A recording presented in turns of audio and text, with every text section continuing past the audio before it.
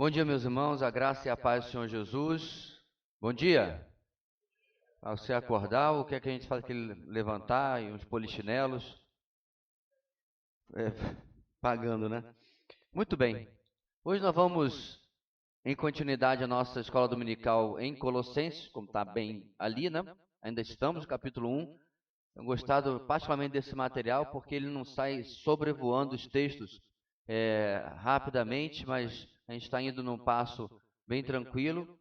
É a nossa quinta lição e hoje vamos chegar até o versículo 29 do capítulo 1, ok? Vamos orar, nos colocar na presença do nosso Deus, pedindo particularmente da sua iluminação, do seu Espírito, no nosso estudo dessa manhã, ok? Oremos. Deus querido, clamamos nesse dia que as tuas misericórdias mais uma vez se renovam, que tu venhas visitar o teu povo, ajudar-nos a não apenas compreender a tua palavra, mas ver as ligações com a nossa vida e como precisamos moldar nossas escolhas, mudar a nossa vida à luz daquilo que vamos ouvir, daquilo que vamos aprender. Dá-nos, ó Deus, uma manhã abençoada. Cuida, ó Deus, de toda a nossa igreja, nossas famílias. Continua conosco, nós oramos em nome de Jesus. Amém. Muito bem, irmãos, antes de mais nada, é claro, vamos proceder à leitura do nosso texto, que está a partir do versículo 24 de Colossenses.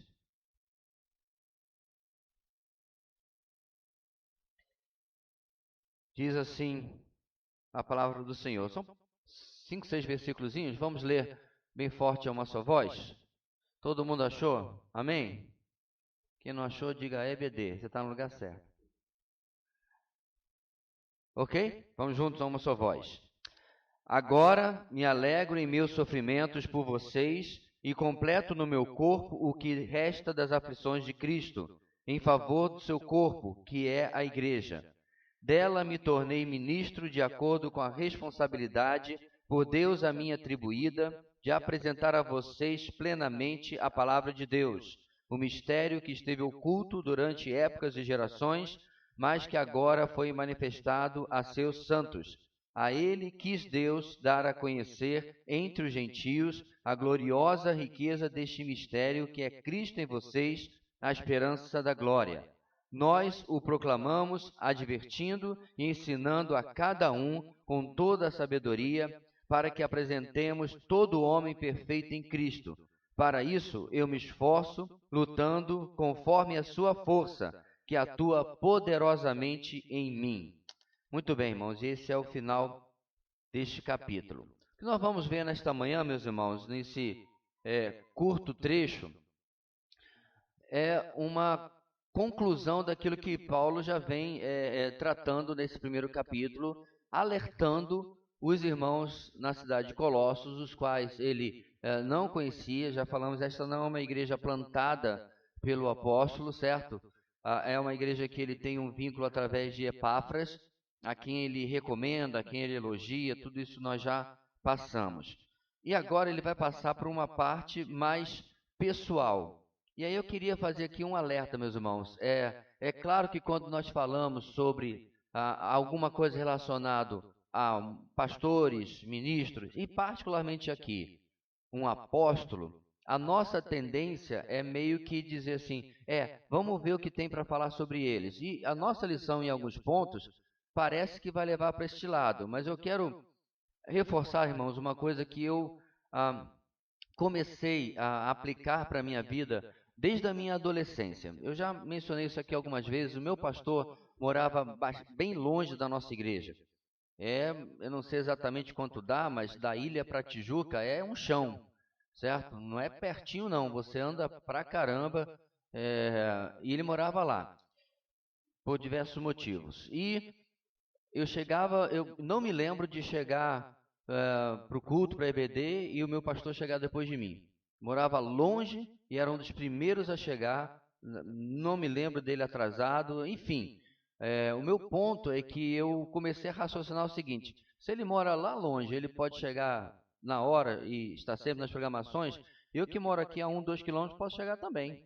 Eu que moro aqui no próprio bairro, né, da nossa igreja posso chegar também. Eu comecei a sair dessa, e o que é muito comum, infelizmente, irmãos, de criar uma certa divisão de castas dentro da igreja, certo? Pastor, diácono, presbítero, etc., e o resto, como se as obrigações fossem diferentes. Essa semana, uma das nossas turmas do CFM vai estudar teologia pastoral.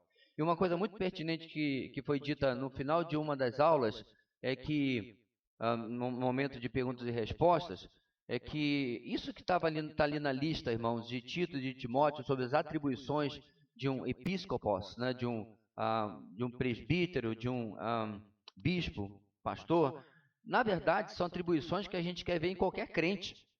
Então, nós temos que parar com essa divisão de que isso vale, esse padrão de vida cristã vale para pastor, para diácono, ou para esses irmãos, você aí escolhe, mas o resto tem um pouco de passe livre. Porque quando você começa a pensar isso, é por isso que você chega cansado do trabalho e você não vem para o culto de oração. Sério? Porque afinal de contas, você não é pastor, você não tem essa obrigação. Pouco sabe você que um monte de pastores trabalham o dia inteiro também, como eu trabalhei durante 20 anos, e lá estava no culto de oração. E assim você começa a criar desculpas, porque afinal de contas você não é qualquer coisa, qualquer título que tem na sua frente. Então, quando a gente vai avaliar um texto, irmãos, que fala sobre apostolado, a gente podia muito bem ir para a arquibancada, cruzar o braço e dizer assim, vamos ver o que Paulo fala sobre ele. Mas se você hoje, e domingo que vem, né, tomar o que Paulo vai colocar sobre si e aplicar também a sua vida, você talvez se veja numa luz que você não vai gostar. Talvez você vá perceber coisas sobre as suas escolhas, sobre os seus comportamentos, a respeito da obra de Deus e a respeito do relacionamento com Deus e como Deus se relaciona com você, que talvez você não vá gostar. Porque não é um pouquinho estranho? Apesar que eu trabalhava já como pastor antes, lá no Cauamé, eu só fui ordenado mesmo em setembro de 97. Então vamos lá, não lembro se é 17 de setembro, está até na Bíblia que me presentearam. Se até 17 de setembro, né, ali antes, no concílio, eu estou numa categoria de exigência. Teve o concílio e teve a imposição de mãos. Eu já passo automaticamente para... Aonde está isso na Bíblia? Isso simplesmente não existe, irmãos. Isso é coisa da nossa bendita alma católica, que eu vivo sempre falando. Nossa resquícios de romanismo, que mesmo que você não tenha sido católico, estão muito presentes na cultura brasileira. Onde o padre está lá na frente, afinal de contas, pode perguntar a um católico, você é sacerdote? Eu? Não, é o padre. Porque, inclusive, nós também pegamos dessa cultura católica chamar isso aqui de altar. Irmão, isso aqui não é altar. É altar na igreja católica. Porque toda missa, eles repetem o sacrifício de Cristo, o que é uma abominação isso. O que é uma heresia. O sacrifício de Cristo já acabou. A missa, ela é a repetição do sacrifício de Cristo. Isso é um absurdo. E aí, tem uma série de coisas que eu poderia falar, mas o ponto é que eles fazem essa distinção e nós, como cristãos bíblicos, não podemos fazer. Em outras palavras, irmãos, absolutamente tudo o que se aplica a um obreiro, um pastor missionário, se aplica a você também. Pastor, mas o Hebreus fala que o Senhor vai prestar contas do seu rebanho. Sabe por que você talvez ache que não vai prestar contas sobre a vida de ninguém? Porque você não está cuidando de ninguém. Aham. Cuide espiritualmente das pessoas, aí você se torna responsável por elas também. Talvez você se sinta fora dessa palavra completamente, porque talvez você não enxergou ainda que você primeiro é responsável espiritualmente pelos seus filhos. Então, no mínimo, pelos seus 2, 3 bacuri, você vai prestar contas. Então, claro, a dimensão é menor. Uma vez alguém me deu um conselho sobre o meu ministério anterior, estava passando uma crise. Literalmente a pessoa falou assim, porque era uma congregação, né? Não era uma igreja independente. Literalmente a pessoa falou para mim o seguinte, pega a chave e entrega lá na igreja mãe. E se livra desse problema. Eu respondi para a pessoa, olha, com todo carinho, por isso que eu sou pastor e você não é. Porque Não funciona assim, não é a chave de um prédio. Eram vidas que estavam ali, que infelizmente estávamos passando por uma série de crises, em parte por negligência da igreja-mãe, em parte por negligência da congregação. Então, irmãos, eu quero dar essa introdução porque eu já vi várias vezes as pessoas pegarem o texto, falar sobre Paulo. Tá, mas e eu? Então, vamos pular para o capítulo seguinte, vamos pular para o próximo texto. Se é só para aprender sobre Paulo, a gente não precisava perder tempo. É claro que não está aqui para isso, irmãos. Mas está aqui para Paulo mostrando por que ele falou do 23 para trás. Por que ele está se importando de escrever uma carta. Ele está onde mesmo, irmãos? Num resort à beira do Mediterrâneo? Ele está num spa? Onde ele está, irmãos? Preso. Ele se dá o trabalho de estar preso, escrever uma carta e mandar por Epáfras, porque ele se importa e se preocupa com a igreja. Ok? Nossa lição sempre começa, irmãos, com esses três objetivos, que estão à sua esquerda. Saber que o comportamento do verdadeiro mestre é evidenciado pelo zelo com a obra e a total submissão à vontade de Deus. Então, o objetivo não é fazer uma grande igreja, o objetivo não é fazer um grande ministério, o objetivo, irmãos, é cuidar de pessoas, obedecer a Deus, Zé Fini. Ponto. É isso que deve ser o objetivo de todo cristão, todo aquele que trabalha para Deus. Não é fazer algo que as pessoas vão elogiar, que vai vender muito DVD, que vai vender muito livro, ou que qualquer outra coisa, certo? Mas entender a vontade de Deus para aquele povo, aplicá-la, vivê-la dessa maneira, ensinando, obedecendo a Deus. Sentir amor e cuidado pelo ministério cumprido fielmente e repulsa pelos falsos mestres, que adoecem a igreja, maculando a suficiência de Cristo na vida dos cristãos. Particularmente em Colossos, irmãos, e é claro, você vai ver isso também bem forte em Gálatas, Paulo se levanta porque tinha gente atacando a igreja. Tinha gente se levantando contra a igreja. E, meus irmãos, essa é uma preocupação que Calvino coloca muito bem na frase que ele coloca que o pastor precisa ter duas vozes. Uma para apacentar ovelhas e outra para espantar os lobos. É a ideia, meus irmãos, do cajado e da vara. Né? O cajado conduz, a vara dá na cabeça do lobo para ele varar fora. Então, você precisa compreender, irmãos, a igreja ela é imbatível, ela nunca vai acabar. O corpo de Cristo, mas a igreja local tem que ser protegida. Esse papel começa no pastor e termina no zelador, só para rimar. Vai até o último e mais novo, irmãos. É a nossa tarefa, meus irmãos, quando nós vemos comportamento nocivo dentro da igreja, doutrina nociva, nós reportarmos. Certo?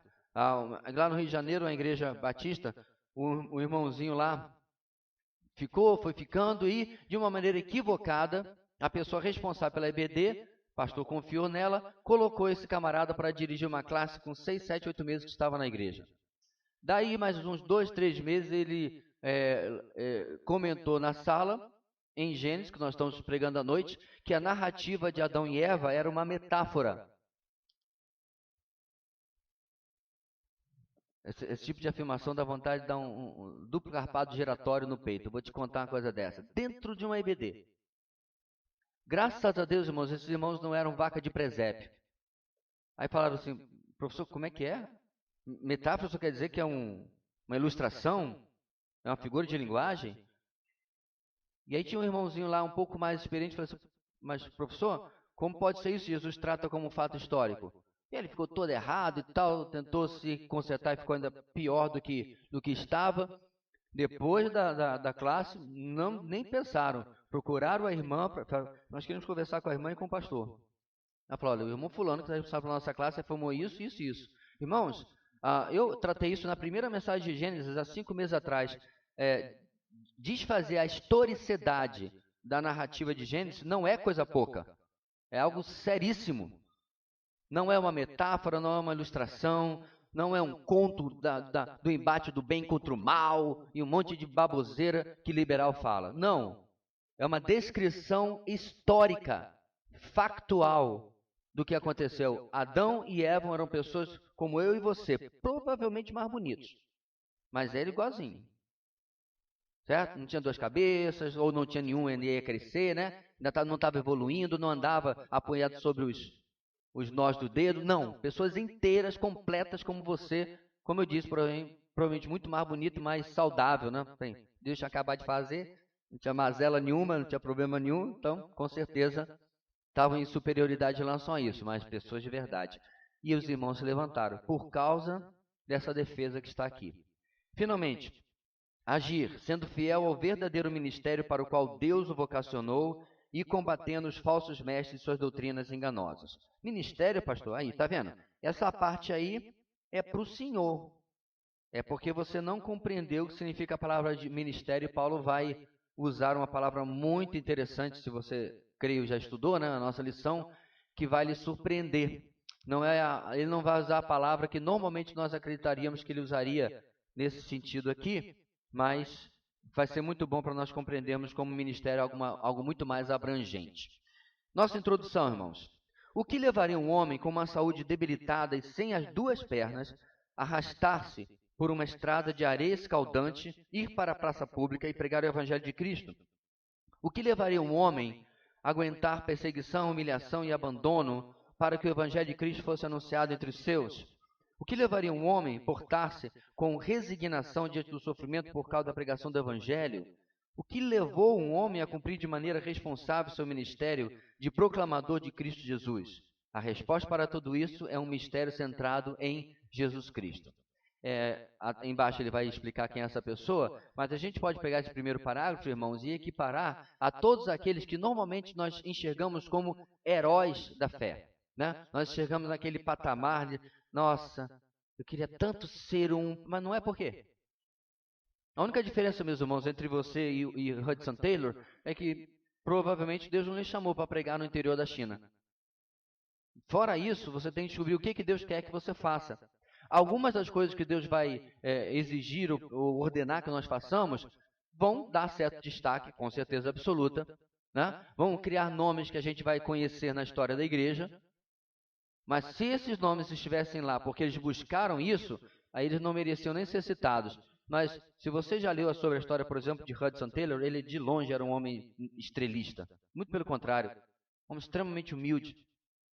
E assim vai, meus irmãos. Esses nomes se tornaram conhecidos, vultos, porque fizeram coisas que chegaram à mídia, mas muita gente fez muita coisa fantástica e nós nunca ficamos sabendo.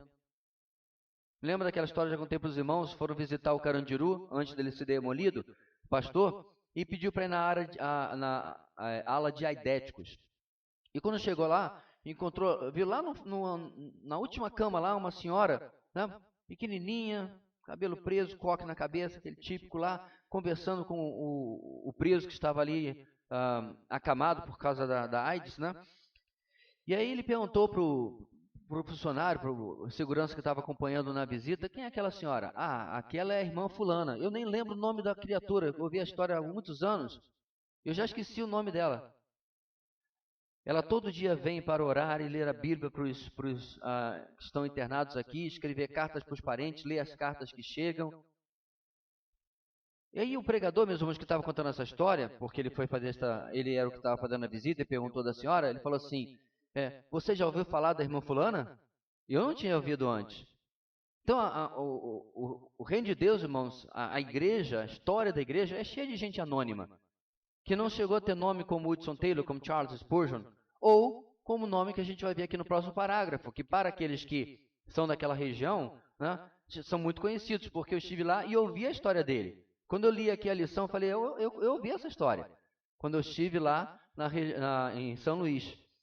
Aqui, apesar do estudo se referir à carta de Paulo, não é dele que estou falando. Falo aqui de alguém, entre aspas, real, porque ele está falando do nosso dia a dia, né? Fala aqui de João Batista Pinheiro, um homem que viveu em Barra do Corda e ali anunciou o Evangelho de Cristo. Isso porque hoje, para muitos ministros, os sofrimentos, cadeias e perseguições são apenas histórias que estudamos sobre a vida dos grandes homens, mas só os da Bíblia. Não, irmãos, é uma coisa que está presente hoje. Nós temos que agradecer a Deus, porque nós já estamos, décadas depois, de momentos onde o Evangelho chegou, especialmente, particularmente no Norte e no Nordeste, e os nossos irmãos eram recebidos a pedradas. Aqui na no centro de Manaus, um pastor foi morto, né, porque estava pregando o evangelho. Sabe, 50, 60, 70 anos atrás, não sei exatamente. Então, não é uma coisa que aconteceu apenas há 2.000 anos atrás. As perseguições, as aflições que o texto vai retratar, são coisas que estão presentes hoje. Mas nós, pela graça de Deus, não temos passado por isso, nesse modelo. Mas temos a correspondência de estarmos no mesmo ministério e também estamos sujeitos a isso, se assim fosse da vontade de Deus. Ok? Vamos dar início, irmãos, à análise do nosso texto a partir do versículo 24. Agora me alegro em meus sofrimentos por vocês e completo no meu corpo o que resta das aflições de Cristo em favor do seu corpo, que é a igreja. Em todo o nosso estudo, irmãos, é bom lembrar que os autores aqui não usam a NVI. Então, você está aí com a sua apostila, seu livreto nas mãos, você vai perceber que o texto está um pouco diferente do que eu coloquei no slide, porque eu adaptei para o uso da nossa linguagem, né, da nossa versão, fazendo os destaques necessários, se assim houver, tá? Então, só para você ficar ciente, não ficar, não é o que está lá, não é o que está escrito aqui. É porque, claro, eu tive que editar.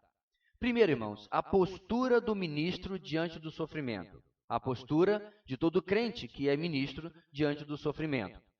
Paulo continua a descrição do seu ministério, que havia começado a fazer no versículo 23, a descrição. Agora o apóstolo dos gentios, falando ainda do seu ofício, apresenta uma situação em que estava vivendo no momento da escrita da carta à igreja de Colossos, que era o seu sofrimento, o fato dele estar preso. O sofrimento de Paulo não era oriundo de problemas pessoais e existenciais. E aqui é que está, meus irmãos, a grande diferenciação, certo? Eu estou sofrendo tanto. E aí você precisa perceber, você está sofrendo por quê? Você causou tal sofrimento a você, ok? Ou você está sofrendo porque Deus tem permitido certas coisas, problemas em geral, ou até mesmo enfermidades, certo? Ou é o caso que o apóstolo está colocando aqui. São as dificuldades do ministério. Há muitos anos atrás, irmãos, não lembro nem quando, nós trouxemos um ministério muito bom aqui na cidade, na nossa igreja, para fazer um tempo de estudo bíblico panorâmico e tudo mais. E eu tinha uma viagem casada naqueles dias. Não lembro para que exatamente. Eu encarreguei um casal da igreja de ficar à frente, tomar todas as providências e tal, e ficar reportando a mim. É uma coisa muito menos fácil do que hoje, que você tem Telegram, WhatsApp e um monte de coisa para vocês falar, né? Mas a gente conseguiu. Bem, chegando eu de volta, esse casal relatou assim: pastor, como o senhor consegue? O que eu quero tirar dessa experiência, meus irmãos? Sabe, tem hora que você tem que se questionar, meus irmãos, meu irmão, até quando você vai ficar na arquibancada? Eu não vou falar nem no banco de reservas. Na arquibancada. Porque essa pergunta, como o senhor consegue? Eu já ouvi diversas vezes porque a pessoa estava tanto tempo assistindo o que estava acontecendo, satisfeito com o que estava acontecendo. Nossa, olha a nossa igreja, que lindo, olha a nossa conferência, que preletor maravilhoso. Nossa, olha essa pregação expositiva. Mas quando ele sai da arquibancada e vem para o campo, aí a parada é outra. Aí ele começa a perceber que a coisa não é tão simples assim. Eu me lembro de outro caso, irmãos, também de vários anos atrás, que chegou uma pessoa na nossa igreja, muito confusa, vem de igreja neopentecostal, né? Diz que é de igreja de 5, 6 nomes. E claramente precisava conhecer o evangelho, porque eu não tinha nem certeza se ela era convertida ou não. E aí, conversei com uma pessoa para discipulá-la. E dado um mês, a pessoa queria desistir. Aí fiquei pensando naquela pessoa que pega o bebê na maternidade, né? Aí leva para casa, aí fica, depois da quinta, sexta noite sem dormir, depois de ver aquele cocô que parece uma parte de amendoim misturada com um pedaço de... Não é assim? Aí vai lá na maternidade para dizer assim, olha, eu mudei de ideia, vou devolver aqui. Eu sei que não era filho na fé da pessoa, mas eu falei assim, meu irmão, um mêsinho, 30 dias. Eram 4 encontros, que um por semana. Depois do 4º encontro você já não está aguentando ainda? Tá vendo, meus irmãos? A gente quer A igreja funcionando, as pessoas crescendo, Deus abençoando, gente se convertendo. Mas quando pega um bebê e coloca na nossa mão, ou um ministério, dá para a gente cuidar, um grupo de vida para você dirigir ou qualquer coisa, tá pesado, tá difícil, tá ruim, tá isso, tá aquilo. Então, esses sofrimentos que Paulo está se referindo, meus irmãos, são, sim, a prisão, mas nós vamos perceber no texto que é muito mais do que isso. E acredite, meus irmãos, nós teremos que morrer e renascer umas 10 vezes para entender o peso que estava sobre este homem. E às vezes a gente não aguenta carregar um peso muitas vezes menor na obra de Cristo. Olha só.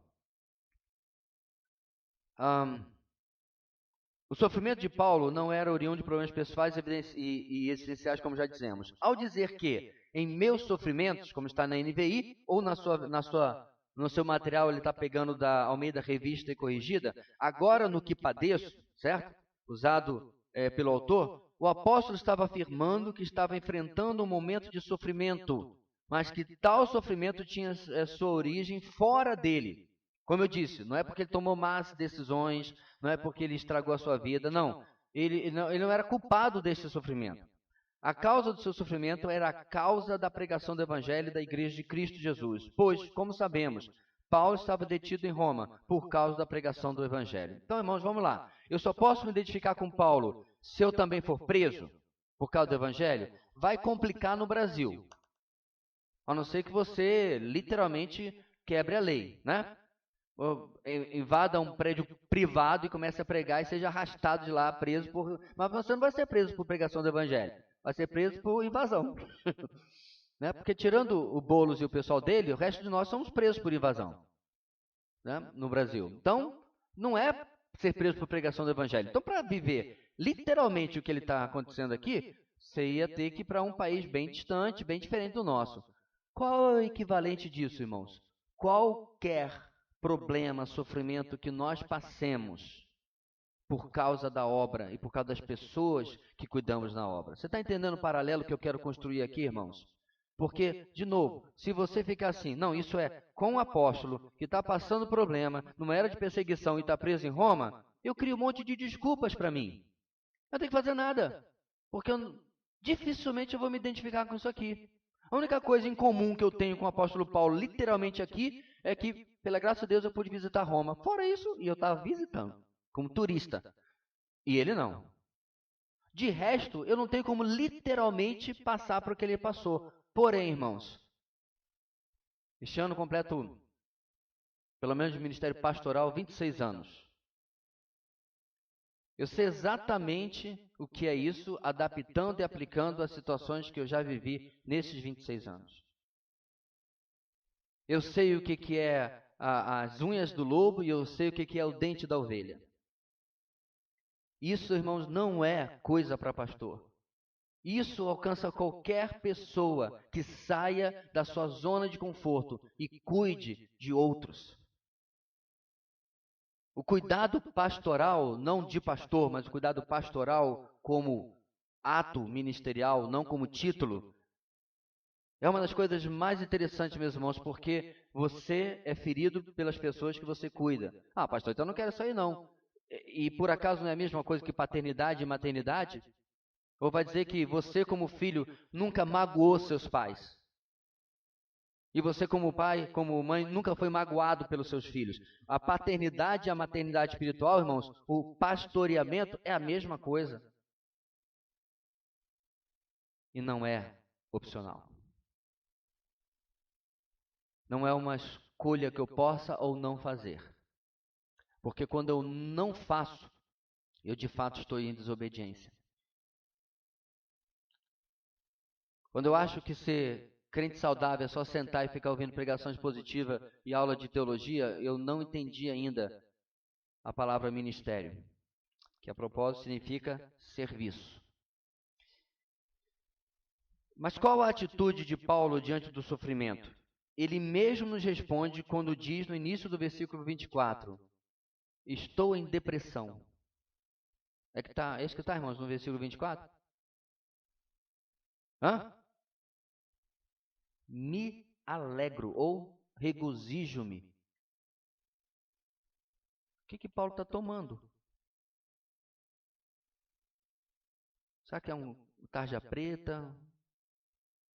Só uma maracujina? Será que a meditação transcendental está funcionando porque ele está sempre zen? Paulo, você está preso. E pior ainda, vamos lembrar da exposição em Filipenses? Tem gente pregando para complicar ainda mais a sua vida. Você está se alegrando de quê? Essa é a mudança, meus irmãos, de perspectiva na nossa vida. Onde quaisquer problemas, lutas, dificuldades, sofrimentos não são definitivos na nossa vida, mas são instrumentos de Deus para trabalhar na igreja de Cristo, a começar em mim. A palavra alegrar ou regozijar, usada aqui pelo apóstolo, significa desfrutar de um estado de felicidade e bem-estar. Para muitos, hoje, dizer que no sofrimento podemos sentir a verdadeira alegria é algo contraditório.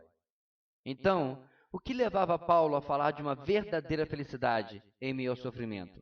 E aí nós temos pelo menos 3 motivos pelo qual ele responde, ou ele chama dessa maneira, e podemos responder essa pergunta. Como que nós entendemos a alegria no meio do sofrimento? Não acho que Paulo aqui, irmãos, vai esgotar o assunto com essas 3 razões, mas ele não precisa também fazer um livro inteiro sobre o sofrimento, e ele escreve em outros lugares. Inclusive, eu tenho uma mensagem no meu canal que é a teologia paulina do sofrimento, da tribulação. Então, tem outros motivos pelos quais ele vê a vida com alegria, né? E nós poderíamos colocar aqui, e há outros motivos fora da doutrina de Paulo também. Tiago vai falar sobre isso e assim por diante. Mas vamos ver esses 3. Letra A. De acordo com o ensinamento de Paulo, a alegria cristã mostra o seu poder e força em meio à tristeza e aflição. A ideia aqui, meus irmãos, é do contraste. Toda vez que nós passamos por um problema, uma alegria, uma tristeza, uma aflição, um sofrimento, isso deve funcionar como um fundo escuro sobre o qual você coloca uma bonita joia. É como fazia na loja que meus pais tinham de prato chapeado, como eles fazem até hoje. Na verdade, se você tem aquela sua amiga que vende prato chapeado, normalmente ela vai chegar na sua casa e vai abrir aquele mostruário que enrola, né? E ele vai ser o quê?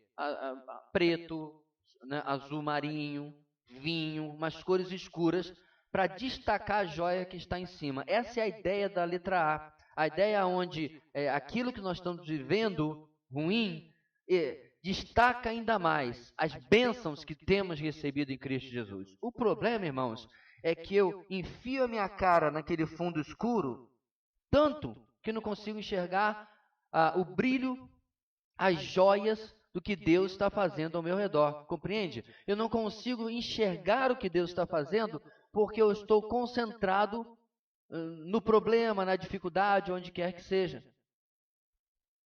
Em qualquer área da minha vida. Ou seja, eu tenho que dar um passo atrás, mudar minha perspectiva e enxergar o brilho das bênçãos, da obra de Deus e tudo mais que Ele tem feito em contraste com qualquer coisa ruim que esteja acontecendo. Letra B. A fonte da alegria cristã, segundo Paulo, é Jesus Cristo. A alegria do cristão não vem de uma fonte terrestre e humana, mas vem do alto, é uma alegria no Senhor. Em outras palavras, nossa alegria não está nas circunstâncias, nossa alegria, meus irmãos, não está nem na salvação. Nossa alegria é uma pessoa, a pessoa de Jesus. Quem Ele é e o que Ele fez por nós, e o relacionamento que temos com Ele, é que muda a nossa vida, que muda a nossa perspectiva. Perceba que quando nós cantamos, nós não adoramos a salvação, nós não adoramos a vida eterna em si. Quando nós cantamos, nós adoramos o Pai, o Filho e o Espírito Santo, a Deus. Nós adoramos a Cristo. Porque absolutamente nenhuma das coisas pelas quais nós poderíamos agradecer a Deus existiriam sem Ele. Ele é que define, Ele é que dá sentido a tudo que nós vivemos. Então, perceba, meus irmãos, que Na doutrina paulina, na doutrina do apóstolo Paulo, você vai ver isso várias vezes. Em nada me glorio, a não ser na cruz de Cristo. O foco dele, meus irmãos, era sempre em Jesus. E detalhe, não era um Jesus adocicado, não era um Jesus adaptado, como muita igreja está tentando passar hoje. Um Jesus self-service, né? Eu quero aqui esse pedacinho do Sermão da Montanha, porque é muito bonito. Eu quero esse pedacinho aqui do amem-se uns aos outros. Mas quando Jesus começa a condenar pecado, a expor pecado, né, a meter o sarrafo em quem está vendendo no templo, quando ele fala lá os ais contra os fariseus e ele né, nossa, que grosso, isso eu não quero. Então a modernidade criou um Jesus frufru. Eu posso falar isso, mas porque isso não é o Jesus bíblico. Isso é um falso Jesus. Um Jesus que está aí para agradar todo mundo. Um Jesus que está aí para se conformar à sua vida. E não você se conformar à vida dele. Então, não é este Jesus que é o centro da nossa vida. Isso é falso. Quando nós vamos para a palavra, meus irmãos, nós encontramos o verdadeiro Cristo e ele é a razão da nossa alegria. Pela sua pessoa, pela sua obra, por aquilo que ele já fez e por aquilo que ele fará. Letra C. A sua alegria é por causa de Cristo, do seu evangelho e da sua igreja. Isso fica claro quando ele diz: completo no meu corpo que resta as aflições de Cristo em favor do seu corpo, que é a igreja. Então, a alegria é em Cristo, e aí logo depois, na letra C, ele vai dizer, vamos ver aqui na nossa lição também, que a nossa alegria, meus irmãos, está aqui. Essa pessoa que está ao seu lado vai passar a eternidade com você, a não ser que seja um falso crente, é claro, né? Mas, via de regra, está congregando, está lendo a palavra, está crescendo, está aprendendo com seus pecados, vencendo seus pecados pela Bíblia, pelos frutos, é um verdadeiro convertido, então você está diante daqueles que nós vamos passar a eternidade juntos. E Paulo diz: vocês são o motivo da minha alegria. Ele vai falar a mesma coisa para os filipenses. Por que, meus irmãos? Porque tudo que Deus está fazendo na nossa vida, a trajetória de história que Deus está construindo, Ele escolheu exatamente tirar você lá de onde você estava e colocar aqui. Agora é bem menos, porque nós já estamos com muitos filhos, né? Mas há muitos anos atrás eu perguntava assim: quantos aqui não são de Roraima? Nós já tivemos mesmo mais de 65% da igreja de imigrantes de outros estados, e naquela época não, né? De outros países, mas tinha irmãos peruanos. Mas, enfim, a maior parte é de fora. Deus tirou você lá do seu estado para congregar aqui, porque Ele está usando a sua vida na vida de outras pessoas. Eu fico muito triste, irmãos, quando irmãos vão embora para estados de origem ou para outros motivos de trabalho, claro. Mas eu compreendo que é Deus que está mexendo as peças do tabuleiro para continuar abençoando a igreja de Cristo de alguma maneira. E aqueles irmãos também. Posso confiar apenas na soberania de Deus. Então a nossa alegria, meus irmãos, é ver o movimento que Deus está fazendo. Agora, eu acredito que isso só existe realmente se a igreja desta pessoa está realmente participando ativamente na história, colaborando, cooperando e sendo levado por Deus, e não apenas de braços cruzados e vendo as coisas acontecerem muitas vezes fora daquilo que a palavra ensina. Então, meus irmãos, por que eu me alegro? Porque existem motivos que não podem e não dependem das circunstâncias para me trazer alegria. Perceba, meus irmãos, que isso é um padrão bíblico. Você encontra homens pela Bíblia inteira. Nós estamos agora passando pela vida de Abrão na nossa exposição. O camarada sai de uma cidade cosmopolita, confortável, para morar no meio do nada. Tem gente aqui que consegue acampar 4 dias de retiro. Já pensou viver anos e anos a fio no ermo, em tendas? Nem banheiro, como você tem no retiro, tinha. Tem que se virar, levar uma pazinha. E ano após ano, graças a Deus, eu acho que Sara não era uma mulher murmuradora. Ela tinha seus momentos ruins, mas murmuradora não era. Porque ainda ia ser pior se ano após ano Sara ainda ficava: é para isso que você me tirou da casa do meu pai lá? Mas lá estava Abraão. E aí você vai percorrer, irmãos, toda a Bíblia e você vai encontrar vez após vez pessoas que, mesmo passando por sofrimentos, não são definidos pelo sofrimento. Eu não preciso nem deixar um nome tão mais óbvio do que Jeremias. Comeu o pão que Jeová amassou, camarada sofre da adolescência até o final da sua vida e sofre por causa da obra de Deus, porque ele prega o certo e os falsos profetas que são ouvidos pregam a mentira. Bem semelhante ao que a gente está vendo aqui. E você vê Jeremias, meus irmãos, ele não é o profeta chorão, muito pelo contrário. Isso é um título que sabe lá porque deram, talvez por causa do nome do livro Lamentações. Ele é um profeta do pé no chão, da realidade, do sei em quem tenho crido. Eu sei exatamente o que vai acontecer. Eu conheço os bastidores porque o Senhor tem me revelado. E ele não é uma pessoa deprimida, não é uma pessoa para baixo, não é uma pessoa que desiste.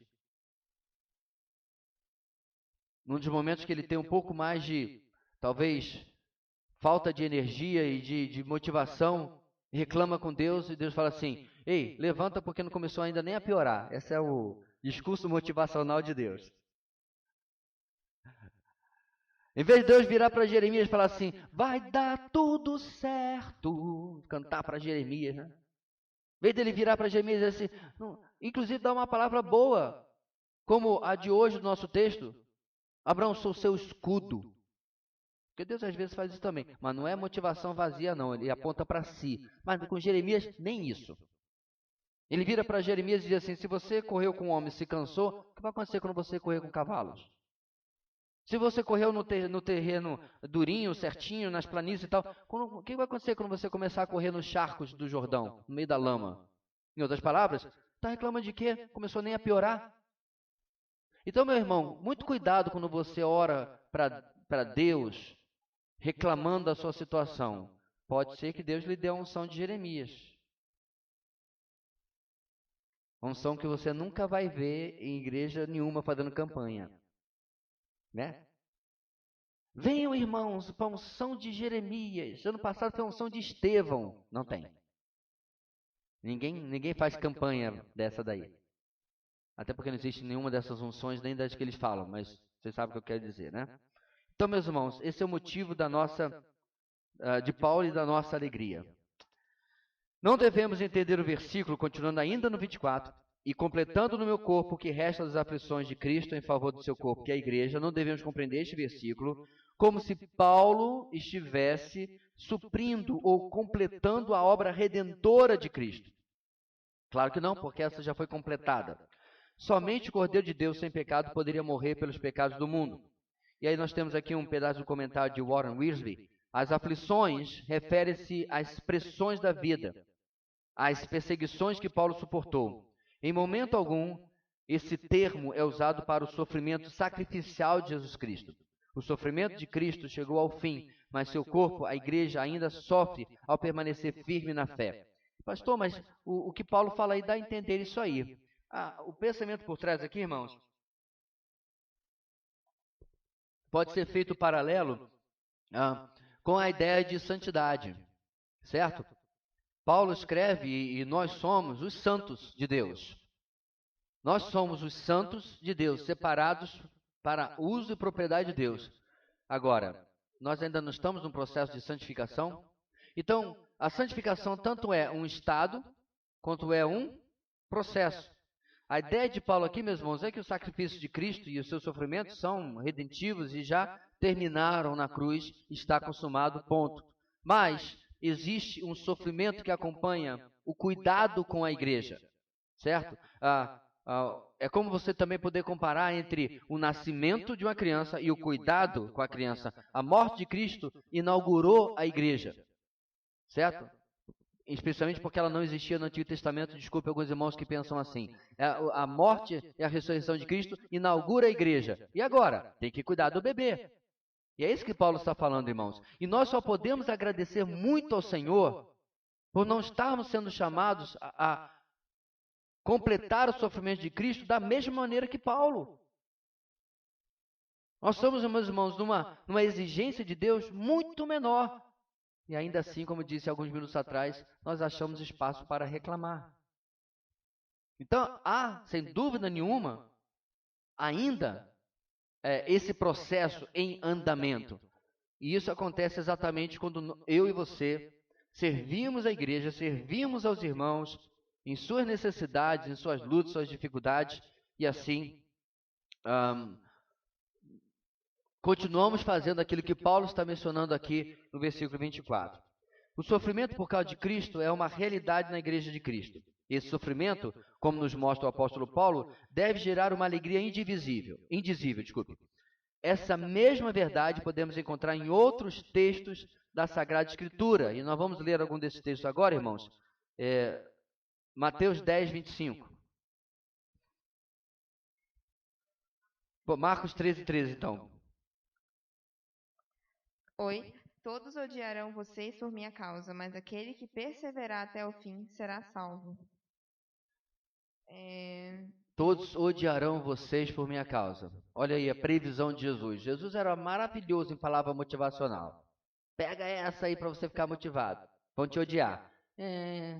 Tem mais alguma, Senhor? Tem. Vamos lá. João 15, de 18 a 21. Se o mundo os odeia, tenham em mente que antes me odiou. Se vocês pertencessem ao mundo, ele os amaria como se fossem dele. Todavia, vocês não são do mundo, mas eu os escolhi, tirando-os do mundo, por isso o mundo os odeia. Lembre-se das palavras que eu disse: nenhum escravo é maior do que o seu senhor. Se me perseguiram, também perseguirão vocês. Se obedecerem a minha palavra, também obedecerão a de vocês. Tratarão assim vocês por causa do meu nome, pois não conhecem aquele que me enviou. Mas isso aí é para Jesus. Olha Mateus 10, 25. Basta ao discípulo ser como o seu mestre e ao servo como o seu senhor. Se o dono da casa foi chamado de Beelzebul, quanto mais os membros da sua família. E hoje, irmãos, a igreja quer ser amada pelo mundo. A igreja quer ser admirada pelo mundo. Essa onda começou há uma década e meia atrás, para variar, nos Estados Unidos, onde as igrejas querem ser, como a gente fala sobre software, user-friendly. É a igreja amiga do usuário, aquela que atrai o cara que está chegando lá. Veja bem, eu não estou dizendo que o camarada vem visitar a nossa igreja e você diz assim, vem fazer o que aqui? Não, não é isso, irmão. Seja educado, você não recebe ninguém na sua casa assim. Mas a coisa está de tal maneira, queridos, que daqui a pouco só falta a pessoa chegar ali, as pessoas carregam no colo, levam até o lugar. É uma bajulação. E detalhe, tudo é modificado, inclusive a mensagem, para não agredir os ouvidos das pessoas. Alguns dias atrás, eu vi 3 vídeos de 3 personalidades evangélicas lá dos Estados Unidos. E a pergunta do entrevistador, que inclusive, se eu não me engano, ele é ateu, o nome dele agora, britânico. A pergunta era sobre casamento homossexual e aí por diante. Rapaz, eles até falaram que eram contra, mas pensa na rebolada, na coisa meio no óleo do quiabo, sabe? Olha, o quiabo não tem óleo, é água, né? Na gosma do quiabo, um negócio para dizer a palavra pecado quase rasgava. Por quê? Porque não querem ofender a sensibilidade da modernidade. E as igrejas estão se transformando nesse lugar onde a opinião dos de fora é mais importante que a opinião de Deus e da palavra.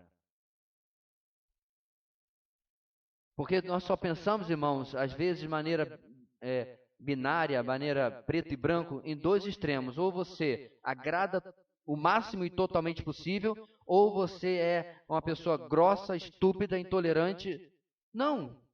Olhe para a Bíblia. Falando a verdade. Como é que termina o versículo, irmãos? Em amor. Efésios. Falando, ou seguindo, desculpe, a verdade em amor. Não tem como tirar uma da outra. Não tem.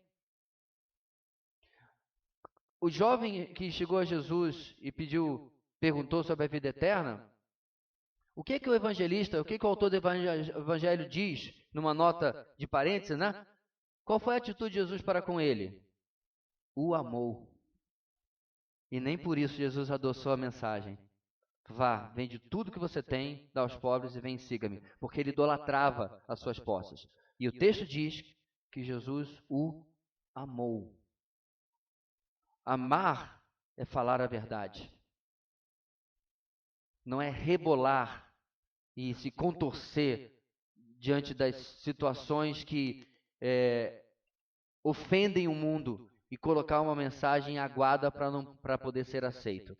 Então, meus irmãos, Jesus está mostrando claramente isso nesses textos. Vamos mais um ou dois aí, Dani? Qual que você vai ler agora? Pode ser 2 Coríntios 1,5 e eu pego Filipenses para terminarmos.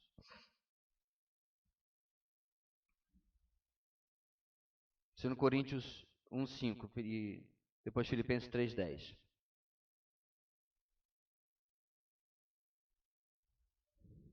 Pois assim como os sofrimentos de Cristo transbordam sobre nós, também por meio de Cristo transborda a nossa consolação. E Filipenses 3,10, meus irmãos, é um daqueles versículos que o apóstolo Paulo nos mostra, pela graça de Deus, porque que ele era o apóstolo Paulo. Quero conhecer Cristo, o poder da sua ressurreição e a participação em seus sofrimentos, tornando-me como ele em sua morte. Tinha um cântico desses movimentos, há uns anos atrás, que repetia a exaustão: quero te conhecer. Quero te conhecer, quero te conhecer, e vai, quero te conhecer, quero te conhecer. Lá pela 30ª vez dá vontade de levantar a mão e perguntar assim, mas é tipo Filipenses 3,10? Não. Aqueles jovens que cantavam aquela música estavam pensando eu quero ter uma experiência, eu quero rupiar, eu quero, sabe, meu coração tem que bater, eu tenho que sair daqui que eu estive na presença de Deus. Mas como? Não sei, mas eu estive. Não, irmãos, é pura emoção vazia. É a diferença de comer um bom prato de proteína e salada e tomar um Red Bull. Em lugar de um bom alimento que alimente sua mente e encha o seu coração, esse tipo de busca é só superficial, é emotiva, é destituída de transformação real de vida, de compreensão e entendimento de quem é Deus. Porque quem de verdade conhecia escreveu Filipenses 3,10. Eu quero conhecê-lo e participar dos seus sofrimentos, tornando-me como ele em sua morte. Então, irmãos, sofrimento não pode ser parte da sua oração. Senhor, eu quero uma vida sem sofrimento. Então você escolheu a fé errada. C.S. Lewis falava isso: se você quer ter uma boa vida, uma vida tranquila, eu não lhe recomendo o cristianismo. Não lhe recomendo. O que eu acho mais interessante, irmãos, é que ele é um homem que se converte adulto, vindo primeiro do ateísmo, depois do agnosticismo, onde ele finalmente se converte à fé cristã. Sendo um homem muito inteligente, ele já percebeu cedo o que estava incluído na fé cristã. E que não era uma fé de oba-oba, como nós estamos muito bem vendo hoje. Uma aplicação final, irmãos. Todo pastor, eu diria, todo aquele que cuida de pessoas, provavelmente já descobriu que o ministério não é sempre fácil. Aliás, ele é insuportavelmente difícil. E esta é uma verdade que todos eles precisam entender e aceitar. Pois quanto mais ciente for o ministério das oposições... Desculpe, eu errei a leitura. E esta é uma verdade que todos eles precisam entender e aceitar. Pois quanto mais ciente for o ministro das oposições e circunstâncias ao seu ministério, mais sucesso ele fará em superá-las e vencer o sofrimento. E essa superação é consequência dele colocar sabiamente sua confiança na soberania e supremacia daquele que o redimiu. É por isso também que a igreja deve ser guardada dos falsos mestres, pois eles, por não terem Cristo como suficiente em suas vidas, sempre buscam compensações ministeriais que acabam trazendo prejuízos de toda espécie à igreja. Irmãos, como falei, nós estamos esse mês estudando teologia pastoral. É uma das últimas matérias da turma B, turma Ictus. Está se aproximando o dia de encerramento dessa turma. E é claro, meus irmãos, que o ministério pastoral, por se dizer, ele não é para todo mundo.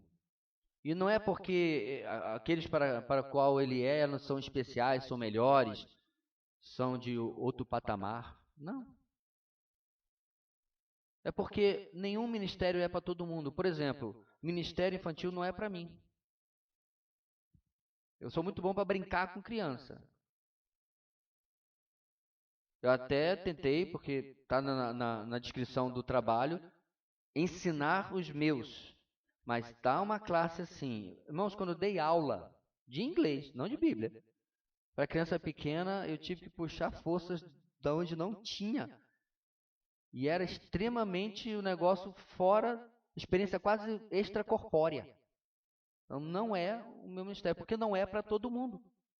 O problema, irmãos, é que, é verdade, pastor, ser pastor não é para mim. O ministério infantil, concordo com o senhor, também não é para mim. Louvor, não é, nada é para ti. Aí complica, né? E ser servido, é para ti? É, pastor, eu estou no ministério do ser servido. Então eu concordo, o ministério pastoral não é para todo mundo. Na verdade, se não me engano, essa frase é de John Wesley, só deve permanecer no ministério aquele que não consegue viver fora dele. Pastores que de repente assistirem essa mensagem posteriormente, se você está no ministério, você está incomodado e você acha que tomou uma má decisão, pense bem rápido, decida e saia. Vai fazer outra coisa da vida. Faz o concurso, arranja um emprego, vai vender carro. Que ministério não é para aventureiro. Ministério não é para você tentar. Ministério não é para aquele que já tentou fazer tudo na vida e não deu nada certo. Também tem esses, né? Deu nada certo na vida. Irmãos, eu tenho tranquilamente 3 profissões outras que eu posso desempenhar. Aliás, já desempenhei. Não sou tão bom quanto o meu sobrinho, mas posso dar aula de música. Não sou tão bom como os missionários americanos estão aqui, mas posso dar aula de inglês. Aí já não sei se eu não sou tão bom quanto os aqui de informática, porque nessa aí eu já me garanto mais. Mas eu me viro. Não vou passar fome. Mas tem gente que acha que ministério é para quem não tem nenhuma capacitação. Então, realmente, ministério não é para qualquer um e ministério não é para todos. Porém, perdão, pastorado. Mas o ministério, sim. É para todos. Isso não há exceções, irmãos. A vida do cristão, ele tem que ser constantemente quem eu vou ganhar e quem eu vou cuidar. Essa é uma obsessão, uma santa obsessão, que tem que estar presente na minha e na sua vida o tempo todo. Paralelo a isso, o que eu posso fazer no corpo de Cristo, local onde eu estou, para servir aos meus irmãos e cuidar? Sabe qual é o problema? A gente geralmente inverte, né? O que é trabalhar para Deus? É ter um cargo na igreja. Então, já tenho um cargo na igreja, eu já estou servindo a Deus, servindo os irmãos. Não, isso devia ser extra. Porque Mateus 28 e Atos 1:8 e Marcos 16 não disse para ir por todo mundo e arranjar cargos na igreja. Não. Então aquilo vem primeiro, e aí sim, como há muitas necessidades de coisas a serem feitas aqui, nós viemos para servir a igreja e servir os irmãos. Então o ministério, irmãos, não é, em absoluto, uma exclusividade de quem está com o nome pastor ou presbítero na frente do seu nome. É algo para todos nós. Bastante coisa em um único versículo, né, irmãos? Então vamos ver no tempo que temos, quanto nós podemos chegar nos versículos seguintes, 25 e 26, para a nossa segunda parte. 25. Dela, ou seja, da igreja, me tornei ministro de acordo com a responsabilidade por Deus a mim atribuída, de apresentar a vocês plenamente a palavra de Deus, o mistério que esteve oculto durante épocas e gerações, mas que agora foi manifestado aos seus santos. Segundo lugar, meus irmãos, a responsabilidade ministerial do ministro. Paulo agora nos mostra de maneira clara, mesmo diante do sofrimento, a sua responsabilidade ministerial. Para entendermos melhor essa responsabilidade, faz-se necessário compreender o que Paulo falou nesses dois versículos. Então vamos destrinchar o versículo 25 e 26. Primeiro, essa responsabilidade é cumprida como um servo da igreja. Para muitos hoje, a palavra ministro se refere simplesmente a simplesmente um título que uma denominação ou uma igreja dá a uma pessoa. E eu poderia acrescentar, para muitos a palavra ministro também significa um cargo político, certo? O primeiro escalão do governo federal, tá? E aí quando você olha para essa realidade do político, né? Você começa a achar que ministro é alguém muito importante, né? Alguém que manda em todo mundo, manda soltar e manda prender. Mas quando nós vamos ver aqui, eles não estão entendendo o que significa a palavra ministro. E aqueles que acham que no meio eclesiástico, no meio cristão, ministro deve ser um nome de destaque, também não entendeu o que a palavra ministro significa. No entanto, quando Paulo usou essa palavra, foi para colocar como um servo da igreja. E aí está o que eu mencionei lá no início do nosso estudo. O termo usado aqui por Paulo é diáconos, certo? E aí está escrito em grego, que significa realizar um serviço ou ação a favor dos irmãos da igreja ou da comunhão. Pastor, estou confuso. Isso não é coisa de diácono? Então vamos lá, irmãos. É muito comum na eclesiologia bíblica pegar um termo comum e torná-lo um termo técnico, certo? Então, sim, você tem a função na igreja de diácono, servo, como termo técnico. Mas todos nós somos chamados por Deus a diaconizar a igreja. Em outras palavras, servir a igreja, certo? Então, todos os outros termos que você vai ter, por exemplo, apóstolo. Apóstolo não foi uma palavra inventada. Ela é um termo que significa enviado. Tá? Vem do verbo enviar, enviado. Então, sim, havia tecnicamente os apóstolos, mas na prática, todos nós somos apóstolos. Todos nós somos enviados, o que é diferente de ser apóstolo. Irmãos, estão entendendo o que eu estou explicando aqui?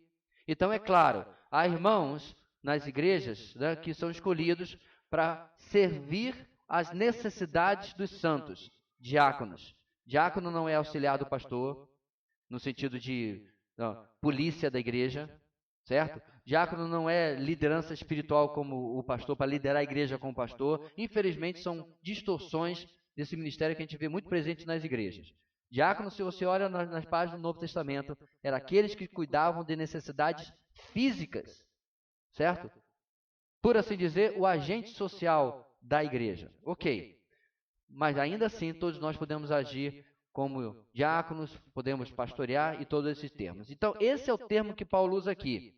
Realizar um serviço ou ação a favor dos irmãos da igreja da comunhão. Paulo cumpria sua responsabilidade ministerial não como alguém que desejava ser servido por causa da sua posição, mas como alguém que foi chamado para servir a igreja de Cristo Jesus. Ele seguia o exemplo do seu Senhor, que não veio para ser servido, mas para servir. Irmãos, infelizmente, novamente, por causa de muitos maus exemplos que a gente vê no meio da igreja de Cristo hoje em dia, pastores, líderes foram colocados em uma posição de destaque que distorce, que é contraditória com aquilo para o qual todos nós fomos chamados, mas eles também. A ideia da liderança numa igreja bíblica é o líder servo. Inclusive, é a mesma ideia que você deve ter, pai, marido, na sua casa. Líder servo, é que ele lidera servindo. E não que a ideia não é do rei lá no trono e todo mundo ao seu redor, certo? Não tem nada a ver com essa imagem. Não é isso que você vê no Senhor Jesus, que é o nosso verdadeiro exemplo, e não é isso que é o ensino bíblico. Na igreja é a mesma coisa. Quando você está liderando algo, você não está liderando para a glória do seu nome, para destaque do seu trabalho. Mas você está servindo aos irmãos naquela capacidade. Que detalhe, é uma das mais difíceis. Irmãos, desde do meu papel como homem, como esposo, como pai, como pastor, eu seria muito tentado a trocar de lugar em vez de ser liderado. E qualquer um aqui investido de qualquer tipo de autoridade sabe a mesma coisa. Agora, não é uma opção. Eu não vou chegar na minha casa e assim dizer para a Leila, olha, eu já liderei 25 anos de casamento, 26 na verdade. Já vamos para 27. Essa segunda metade, supondo que a gente vai passar das bodas de ouro e tal, eu vou deixar com você, tá? Agora você lidera. Dá para fazer isso, irmãos? Tem opção. As coisas são como elas são. Há algumas lideranças que você já nasce investidas dessas. Você como homem, como marido, e você também como irmã, como mãe. Não tem essa, eu vou passar o controle da casa para os meninos. Tá doido, é? O caos vai reinar, vai ser que nem o senhor das moscas, né? As crianças tomaram a conta da situação. Não serve, claro. Então, meus irmãos, o ponto aqui é que se Deus tem lhe colocado em algum lugar de liderança, mesmo não sendo exatamente como esse nas famílias, esse peso você leva em servir aos irmãos, como líder daqueles que Deus tem colocado sob a sua liderança. Agora, é claro, irmãos, a Bíblia também fala do contraponto, né? E eu gosto muito do texto de Hebreus. O texto de Hebreus deixa claro, meus irmãos, que quando eu atrapalho a minha liderança, eu estou prejudicando a quem? Quem adivinha? Hã?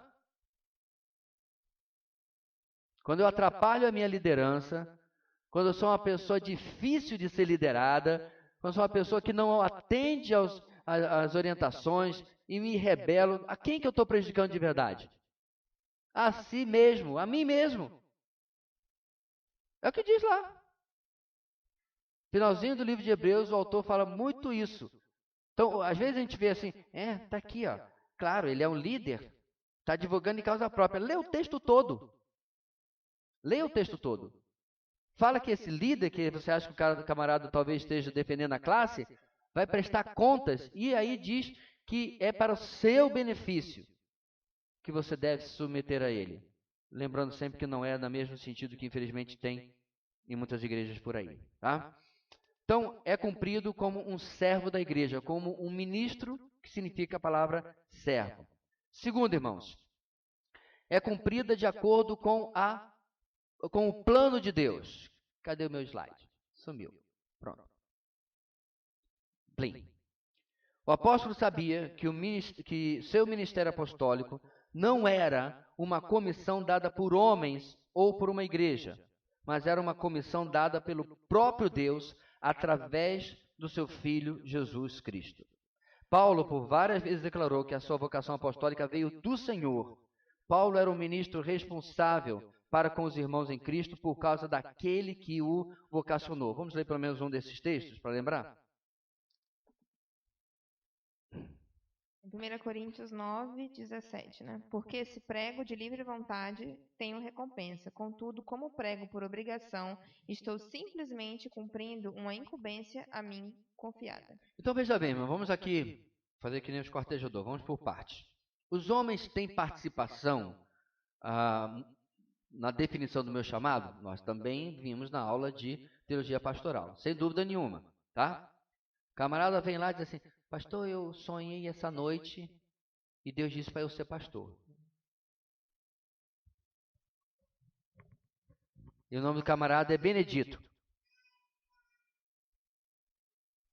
Como é que foi? Não, Deus me viu uma visão no céu escrito VPB, vai pregar Benedito. Aí você tem a obrigação de dizer para aquele irmão, porque você vê que ele não tem nem caguete para pastor, nada, não tem vida com Deus, não tem conhecimento bíblico, aí você diz, não, querido, a visão é, vai plantar batata. Você diz para pessoas assim, baixa a tua bola. Então, a igreja participa do chamado. Quando eu fui para o seminário, meus irmãos, eu tinha que ter uma carta da minha igreja. A minha ordenação foi reconhecida pela minha igreja. Então, não é isso que o texto está dizendo. É claro que a igreja participa do chamado, da função que nós colocamos. Mas o que Paulo está dizendo é que o que quer que façamos na obra nasce na vontade de Deus e não na vontade dos homens. Você não está indo porque alguém pegou assim, vai lá e vai fazer alguma coisa. Deus pode usar alguém para conversar. Irmão, estamos precisando fazer tal coisa, você gostaria de liderar esse ministério, estamos precisando que você ajude nesse trabalho, o que quer que seja, mas você precisa compreender e enxergar, irmãos, Deus além da pessoa que está falando com você. Então, eu particularmente tenho uma premissa para mim. Se eu recebo um convite, a priori, a minha resposta é sempre sim. Sempre. Pode ser o convite mais absurdo. Nós queremos chamar o senhor para trazer um estudo bíblico no nosso centro de Macumba. Vou, sim. Eu posso até procurar aquela pessoa depois e dizer assim, olha, eu vou analisar aqui as minhas possibilidades, ou eu posso até alertar antes que eu vou orar e vou pensar e eu não vou poder. Alguma coisa aconteceu. Eu realmente entendi que eu não devia ir. Mas a minha resposta imediata nunca é não. Sim, Senhor, tem que estar primeiro na minha boca. É Deus que está conduzindo a gente, irmãos, às oportunidades de servi-lo, de ajudar as pessoas, de aconselhar, de ensinar, de discipular, de pregar, ou o que quer que seja. Ou mesmo de ajudar a servir alguém que está no hospital, ou em casa depois convalescendo. Então, quando a gente vê uma necessidade, meus irmãos, a gente preenche aquela necessidade dentro da nossa capacidade. Mas a gente não fica escolhendo ou procurando desculpas ou escolhendo alternativas para quem poderia fazer aquilo. É como a história da irmã que chegou para o pastor. Pastor, eu vi assim que nós temos um grande número de tal coisa aqui na nossa igreja. Acho que a gente devia fazer um ministério com esse grupo. O pastor virou para a irmã e falou, maravilhoso, pode fazer. Não, eu só trouxe a ideia aqui para ver o que o senhor pode fazer com isso. Então, todos nós devemos ter, provavelmente, muitas ideias do que poderia ser feito na obra. Mas raramente temos ideias do que nós poderíamos fazer na obra. Como podemos preencher uma lacuna e servir a Deus com aquilo.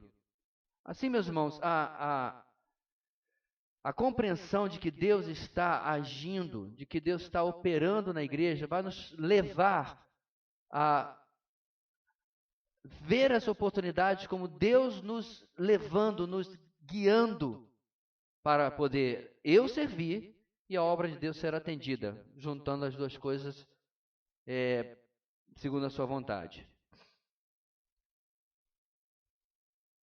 Além disso, irmãos, Paulo entendia que o seu ministério fazia parte do plano de salvação do próprio Deus.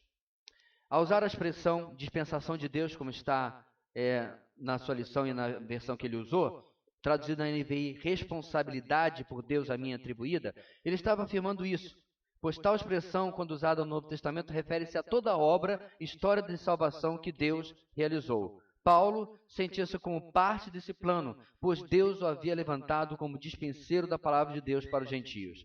Ele entendia isto e assim cumpria sua responsabilidade ministerial. Irmãos, isso aqui para mim é tremendo. Como é incrível você saber que você não precisa ser uma torre, você não precisa ser um bispo, você não precisa ser o cavalo, as pedras principais do xadrez, né? Muito menos o rei. Você pode ser um peãozinho, mas Deus está lhe movendo para realizar o seu propósito. É a ilustração que nós demos já tantas vezes, irmãos. Você pode nunca na vida ser um Charles Spurgeon, e muito provavelmente não será. Mas você pode ser o irmão diácono que estava naquela igreja metodista que ele entrou para se proteger da nevasca. E ele ouviu a mensagem com 15, 16 anos e se converte. Uma mensagem que, diga de passagem, nem era lá essa Coca-Cola toda. Bem simplesinha, leitura de um salmo e a repetição de uma expressão. Olhe, olhe. E Deus alcança aquele adolescente que um dia se tornaria provavelmente o maior pregador batista que já existiu. Qual é o ponto aqui, meus irmãos? Deus está nos usando para sermos dispenseiros, para sermos aqueles que vão distribuir as coisas na sua obra. Se você vai ser um dispenseiro categoria 1 milhão ou categoria 10, pouco importa. O que importa, irmãos, é nós não cumprirmos aquilo que Deus deseja de nós. Isso que realmente importa. Pastor, não é um pouco difícil descobrir o que Deus quer que a gente faça? Às vezes sim. Às vezes realmente é. Mas a rede balançando com a limonada gelada não é o lugar para procurar o que Deus quer que você faça. Atribulado com as coisas deste mundo e desta vida não é o lugar para você descobrir o que Deus quer que você faça. Trabalhe para Deus nas coisas básicas que você já tem revelado. Pregue o Evangelho, discipule pessoas, alcance vidas. Aconselhe irmãos que estejam passando dificuldade, sirva irmãos que estejam passando dificuldades. Se Deus tiver, meus irmãos, algo mais específico do que isso que você já está fazendo, para que você cumpra, Ele vai lhe encontrar onde você estiver fazendo. Mas, alguns dias atrás, irmãos, eu comemorei 36 anos do culto de domingo, onde eu compreendi o meu chamado, 17 de março de 1985. Eu tinha 14 anos ainda para completar 15 em maio seguinte.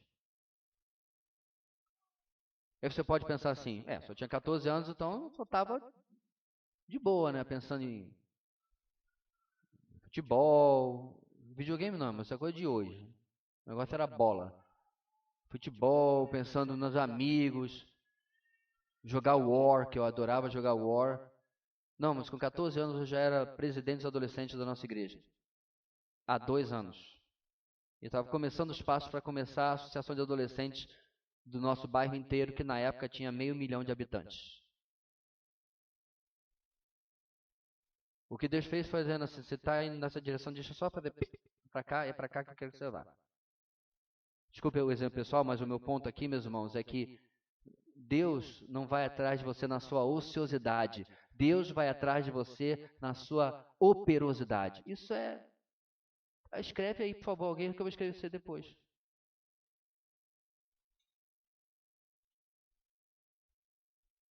Meu rei, o que você está fazendo aí nessa rede? Estou esperando a revelação de Deus sobre o que eu devo fazer na sua obra. Não! Não é na rede, vendo a história da igreja passar na sua frente, que Deus vai lhe encontrar, não, irmão. E alguns de nós não ouvem e não entendem o que Deus está fazendo porque estão ocupados demais com esta vida. Com coisas que, é claro, você não tem como se livrar. Então vai deixar de trabalhar, vai deixar de suprir para a sua família. Isso não é meu ponto. Meu ponto é que, mesmo trabalhando, se você está trabalhando, vivendo o Evangelho e usando o seu trabalho para servir a Deus, ali Deus vai começar a lhe mostrar o que você deve fazer.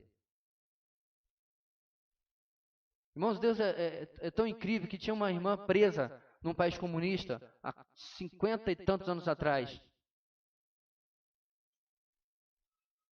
E aí ela pediu uma prisão suja, pútrida. As paredes não dava nem para enxergar a cor direito, tanta sujeira, gordura das pessoas que encostaram ali ao longo de muitos anos.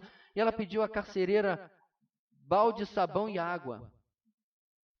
E ela perguntou, mas por quê? Eu não quero só limpar aqui a minha cela, se a senhora permitir. Tá bom, toma aí. Então você ajuda aqui na manutenção. E ela começou a limpar a sua cela e ela cantava um hino que dizia que, da mesma forma, Jesus havia limpado o seu coração e as outras presas ouvindo. E a sua colega de cela se converte. Aí ela chama a carcereira e diz assim, olha, eu podia limpar as outras celas também? E ela começou a evangelizar cela por cela, e as jovens, as prisioneiras se convertendo uma após a outra. Logo ela estava com um tempo de estudo bíblico na prisão, dentro de uma prisão comunista, no meio da Guerra Fria, antes do Muro de Berlim cair, coisa que os meninos aqui não sabem, têm ideia do que era o mundo na época. Qual é a nossa desculpa, irmãos? O que precisa acontecer Aí eu fui orar na sala dos professores, o pessoal me olhou torto. O que você queria? Que todo mundo caísse aos seus pés, pedindo ore por mim também? Que mundo que você vive, irmãos? Nós acabamos de ver nos textos lidos, somos inimigos deste mundo. Quando nos comportamos como o Senhor quer que nos comportemos. Mas enquanto a gente for sempre legal, bacana, né, joia, maneiro, estamos juntos, a gente não ofende ninguém, não influi nem contribui. Aí todo mundo vai gostar da gente. Porque a mensagem não está sendo pregada, ela não está sendo vivida. Ela não faz parte realmente da nossa vida. Portanto, irmãos, o plano de Deus é tudo isso.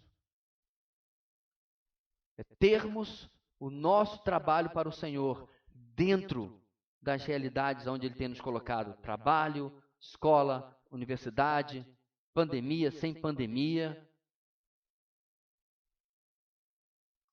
Não há desculpa em nenhum tempo ou espaço para que a gente evite fazer aquilo que Deus deseja na nossa vida.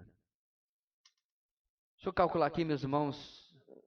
Pretendia chegar até um pouquinho mais longe, mas acho que, por causa do nosso tempo, a gente vai limitar aqui um pouquinho. Nós vamos deixar esse final do ponto 2 e o ponto 3 para a semana que vem, onde nós vamos falar sobre a responsabilidade é cumprida por causa da igreja e por causa da palavra de Deus, e aí irmos para o terceiro ponto. Queridos, em resumo, para nós terminarmos aqui hoje, o apóstolo Paulo, mais uma vez, se transforma em um exemplo confrontativo da nossa realidade, para tirar-nos dessa mesmice moderna, dessa mesmice das nossas facilidades, e lembrarmos, meus irmãos, que o Evangelho já esteve florescendo muito mais em cenários muito mais difíceis. E isso deve ser para nós, ao mesmo tempo, confrontativo, mas um desafio. Se o cenário hoje é muito mais fácil do que esse que Paulo vivia, e ele vivia essa perspectiva de ministério, e você vê a mesma disposição em homens como Epáfras, certamente haviam outros, é porque a palavra de Deus crê que nós podemos fazer bastante coisa ainda a mais daquilo que estamos fazendo. Então, nessa oração final, meu irmão, meu desafio final é que você se questione: eu estou de verdade vivendo e servindo a Deus como eu deveria? Estou fazendo aquilo que eu deveria? Ou estou usando desculpas, inclusive a desculpa maior de nossos dias, que é essa doença, para não fazer aquilo que eu deveria? Mas isso é uma coisa, meus irmãos, que só realmente pode ser descoberta entre você e o Senhor, entre cada um de nós e o nosso Deus. Oremos. Deus Santo querido, muito obrigado pela tua palavra. Como poucos versículos, 3 na verdade, nos trazem tanto conteúdo para pensarmos, meditarmos e avaliarmos a nossa vida. Ajuda-nos, ó Deus, em mudar a nossa perspectiva da alegria em meio a qualquer situação.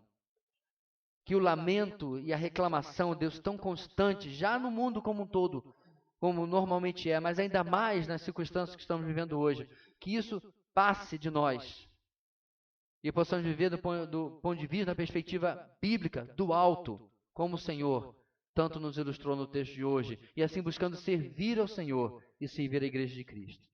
Muito obrigado, Deus, pelo conteúdo da Tua palavra. Nós oramos e agradecemos em nome de Jesus. Amém.